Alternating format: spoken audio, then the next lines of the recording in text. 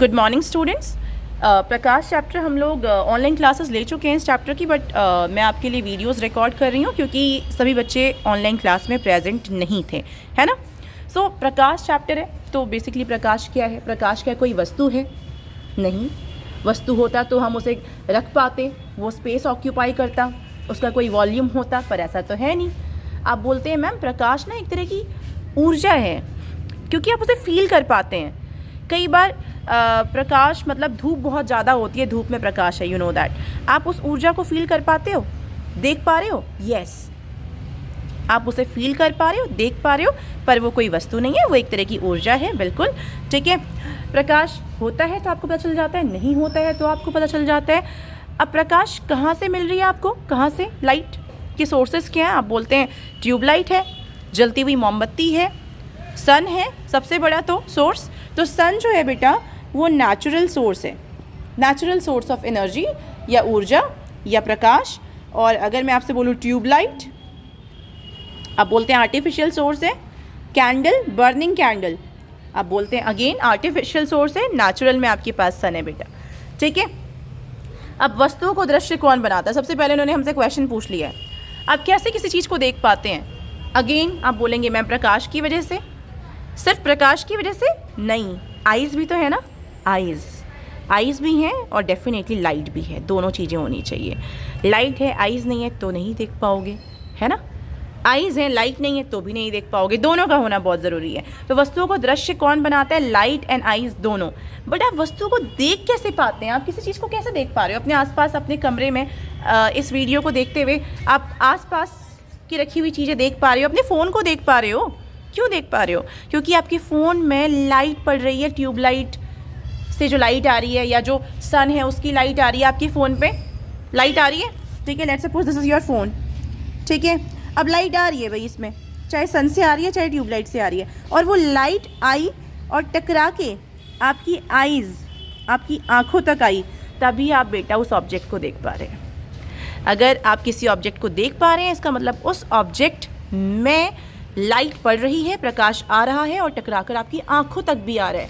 दो चीज़ें, प्रकाश उस तक पहुंचना चाहिए और टकराकर आपकी आंखों तक पहुंचना चाहिए।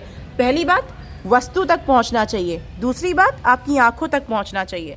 अगर वस्तु तक पहुंच गई लाइट लेकिन आपकी आंखों तक नहीं पहुंची तो नहीं देख पाओगे ना, है ना। तो दोनों चीज़ें बड़ी इंपॉर्टेंट है, ये आपको पता होना चाहिए, ठीक है। कैसे देख पा रहे हैं ये क्लियर है। अब जो ये किरण आ रही है प्रकाश की, इसको बोलते हैं आपतित किरण, और जो टकरा कर जा रही है इसे बोलते हैं परावर्तित किरण, और इस आने के बाद टकरा के जाने को हम बोलते हैं परावर्तन, ठीक है। तो प्रकाश की कोई भी किरण किसी भी वस्तु पे पड़ेगी ना बच्चे, तो परावर्तन होगा, ठीक है। और यही हमें परावर्तन के दो नियम है हमारे पास, चलो पढ़ते हैं प्रकाश में परावर्तन के दो नियम है। तो पहली बात आपने इतना समझ लिया, आपतित और परावर्तित किरण। अब आप घर में सुबह सुबह सब शीशा देख कर आते हैं, है ना।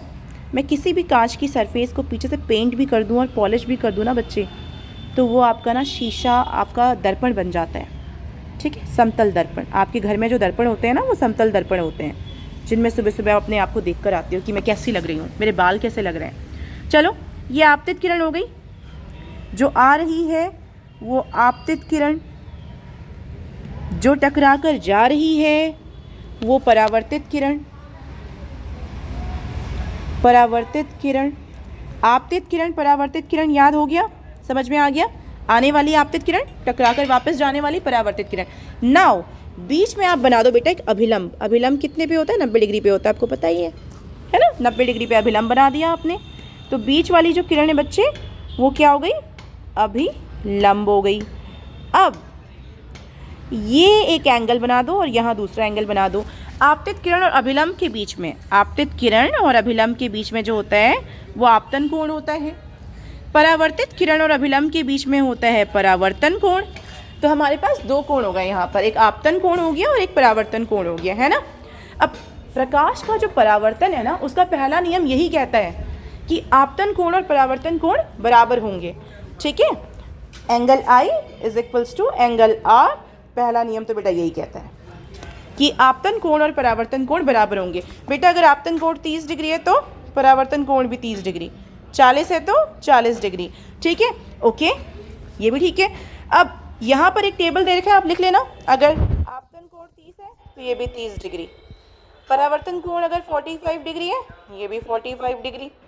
तो भाई आप देख लो और वैल्यूज़ अपने आप लिखना, इस टेबल को फिल करना। ठीक, तो ये तो पहला नियम था कि आपतन कोण परावर्तन कोण बराबर होंगे। दूसरा नियम ये कहता है कि आपतित किरण, अभिलंब और परावर्तित किरण तीनों किरणें एक ही तल पे और एक ही बिंदु पे होती हैं, एक ही तल और एक ही बिंदु पे होती हैं। ठीक है, तो परावर्तन के दो नियम हो गए। दोनों नियम आपको पता होने चाहिए कि एंगल आई और एंगल आर बराबर होते हैं। इन्होंने आपतन कोण इस तरफ से दिखाया है, इस तरफ, कोई नहीं, आप राइट लेफ्ट लेफ्ट राइट कर दो, कोई दिक्कत नहीं है। और ये आपका समतल दर्पण हो गया। ये तीनों किरणें जो हैं परावर्तित किरण, आपतित किरण और अभिलंब तीनों एक ही तल और एक ही बिंदु पे होते हैं। ये दूसरा नियम था। तो प्रकाश के परावर्तन के दो नियम हो गए, angle I is equals to angle R, और परावर्तित किरण, आपतित किरण और अभिलंब एक ही बिंदु एक ही तल पर हैं। अब आप सुबह सुबह शीशा देख कर आते हो, मुझे बताओ, आप जो अपने आप को देखते हो, अपना प्रतिबिंब जो देखते हो शीशे में, आप क्या हो? एक बिंब हो, एक वस्तु हो, बिंब। और शीशे में जो अपना देखते हो वो प्रतिबिंब देखते हो। मुझे बताओ, अपना प्रतिबिंब सीधा देखते हो या उल्टा देखते हो? सीधा ही दिखता है, उल्टा कहाँ दिखता है? क्या प्रतिबिंब का साइज वस्तु के साइज के बराबर था?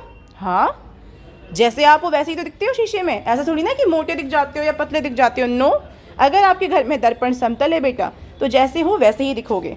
तो साइज बराबर होता है, आपकी हाइट और आपके प्रतिबिंब की हाइट बराबर। क्या प्रतिबिंब दर्पण के पीछे उतनी ही दूरी पर दिखाई दिया था जितनी दूरी पर वस्तु दर्पण के सामने रखी थी? मतलब आप दूर जाओगे दर्पण से, आपका प्रतिबिंब भी दूर जाएगा। आप पास आओगे, ये रहा आपका दर्पण। आप यहाँ खड़े हो, आपका प्रतिबिंब भी यहाँ। आप पीछे चले जाओगे, आपका प्रतिबिंब भी पीछे चला जाएगा। क्या प्रतिबिंब को पर्दे पे प्राप्त किया जा सकता है? नहीं। आप शीशे के आगे से हट गए, आपका प्रतिबिंब भी हट गया, नहीं आप उसको पर्दे पर प्राप्त कर सकते। ठीक है, तो ये तो हमारे पास कुछ समतल दर्पण से जब आप देखते हो तो कैसे आपको इमेजेस दिखती है उसके बारे में था।